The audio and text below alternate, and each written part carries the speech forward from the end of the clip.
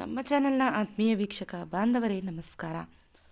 ಗಿಲ್ಲಿಯವರು ಒಂದು ಮಾತು ಹೇಳಿರ್ತಾರೆ, ಏನಂದರೆ, ಕಾವ್ಯ ನಿನ್ನನ್ನು ಫಿನಾಲೆ ಜೊತೆ ಅಂದರೆ ನೀನು ನನ್ನ ಜೊತೆ ಇದ್ದರೆ ನೀನು ಇಬ್ಬರು ಕೂಡ ಫಿನಾಲೆಗೆ ಹೋಗೋದು ಪಕ್ಕಾ ಅಂತ ಹೇಳಿರ್ತಾರೆ.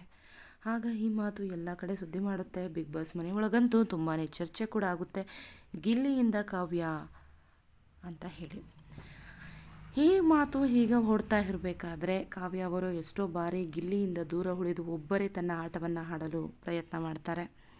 ಹೀಗೆಲ್ಲ ಇರುವಾಗ ಆದರೂ ಸಹ ಕೊನೆಗೆ ಗಿಲ್ಲಿ ಮತ್ತು ಕಾವ್ಯ ಫ್ರೆಂಡ್ಶಿಪ್ ಏನಿರುತ್ತೆ ಅದನ್ನು ಯಾರ ಕೈಯಿಂದನೂ ಬ್ರೇಕ್ ಮಾಡೋದಕ್ಕಾಗೋದಿಲ್ಲ. ಕೆಲವೊಮ್ಮೆ ಅವರಿಬ್ಬರೂ ಸಹ ದೂರ ಇದ್ದರೂ ಕೂಡ ಆಗೊಮ್ಮೆ ಹೀಗೊಮ್ಮೆ ಇಬ್ಬರೂ ಸಹ ಏನು ಬಿಗ್ ಬಾಸ್ ಮನೆ ಒಳಗಡೆ ಇರ್ತಿದ್ರು, ಹಾಗೆ ಏನು ಅವರಿಬ್ಬರ ನಡುವೆ ಕಾನ್ವರ್ಸೇಷನ್ ನಡೀತಾ ಇತ್ತು ಎಲ್ಲವೂ ಸಹ ಅಭಿಮಾನಿಗಳು ಸೂಕ್ಷ್ಮವಾಗಿ ಗಮನಿಸ್ತಲೇ ಇರ್ತಾಯಿದ್ರು. ಈ ರೀತಿ ಇರುವಾಗ ಬಿಗ್ ಬಾಸ್ ಮನೆಯಲ್ಲಿ ಈ ಇಬ್ಬರೂ ಸಹ ಫಿನಾಲೆಗೆ ಬರ್ತಾರಾ, ಯಾರೋ ಒಬ್ಬರು ಹೋಗಿಬಿಡ್ತಾರೆ ಅಂತಲೂ ಸಹ ಕೆಲವರು ಮಾತಾಡ್ತಾಯಿದ್ರು. ಸುದೀಪ್ ಸರ್ ಅವರು ಸಹ ಹೇಳಿದರು, ಹೀಗೆ ಇದ್ದರೆ ಇಬ್ಬರಲ್ಲಿ ಯಾರೋ ಒಬ್ಬರು ಹೊರಗಡೆ ಹೋಗ್ಬೋದು ಅಂತ ಕೂಡ ಹೇಳಿದರು.